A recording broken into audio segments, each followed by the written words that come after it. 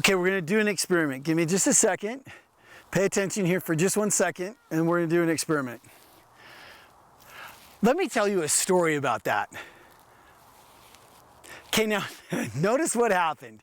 If you're like 99.999% of human beings, when I said, let me tell you a story about that, you felt a physical shift in the chemicals in your brain.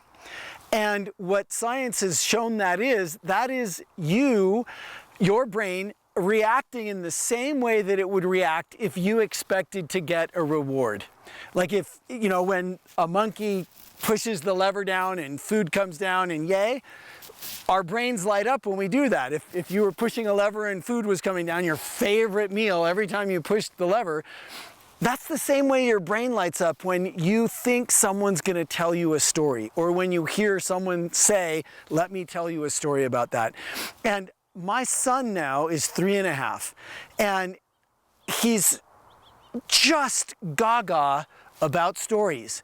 And the other night he was like, Dad, tell me another tornado story. Can you tell me another tornado story? And if I don't have any more stories, he wants to hear the one he heard already again. Stories are very, very important to the human brain. It's how everything of importance came to us all throughout history. So our brains have come to more highly value story than anything else. And it shows up at a very early age, and it continues for the rest of our lives. So here's the thing. You have stories. You have stories that would have other people's brains light up like they had just gotten a reward if you were willing to look for those stories, craft those stories, and tell those stories well. It would be like every time you needed to, you could reach in your pocket and pull out a little nugget of gold as a gift for someone by telling them a story.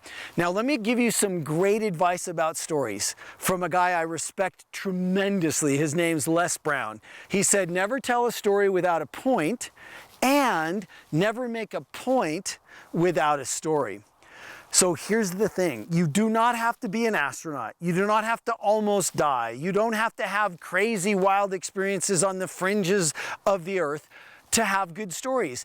Anything that impacted you, anything that mattered to you, anything that you remember, anything that touched you or taught you a lesson or made you feel something deeply, that's a story that would matter to other people too.